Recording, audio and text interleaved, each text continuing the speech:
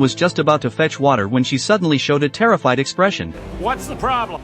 Some sort of creature has just swum up. John looked utterly incredulous, but when he saw Mary's flustered expression, he instantly realized the seriousness of the problem. Then he carefully put his hand into Mary's pants. The atmosphere suddenly became tense. John secretly showed a mischievous smile on his face. This scene happened to be seen by Mary. Just as Mary was about to scold John, a snake was pulled out by John. After the danger was averted, John immediately became serious. But what Mary didn't know was that, in fact, John was already overjoyed in his heart. They unfortunately encountered a storm and the plane made an emergency landing on a deserted island. John said that there was plenty of fresh water and food on the island, and they could definitely hold out until the arrival of the search and rescue team. John's words made Mary feel much better. The next day, Mary was woken up by a rumbling sound. An airplane flew overhead. Mary excitedly ran up to John and asked him to fire a signal flare immediately. But John had drunk too much wine the night before, and Mary couldn't wake John up no matter what. Seeing that the airplane was about to fly away, Mary pulled out the signal gun from John's waist. When she was about to fire the signal gun, John suddenly turned over. Mary stumbled and the shot from the signal gun went astray. The only signal flare was wasted. When John woke up, he saw the burning banana tree. Just as he was about to get up and check, he found the signal gun on the ground. Looking at the empty magazine, John was instantly so angry that he flew into a rage. Mary accused John of bumping into her. Otherwise, they would have been successfully rescued by now. The two had a fierce argument. But it wasn't a solution to keep arguing like this. Having lost the only chance of being rescued, the two could only think of another way. So they hiked to the highest point of the island. John quickly took out the map and compared it. But there were no marks on the map at all. This meant that this island was an uncharted island, and they almost had no hope of getting any rescue. They were nearly desperate. Suddenly, Mary found that there was actually a yacht in the distance. This made the two of them overjoyed. So they quickly went back to the beach and took out the life raft from the plane. They set off towards the direction of the yacht overnight. In order to reach downstream as soon as possible, they took turns rowing the boat, trying not to waste a single bit of time.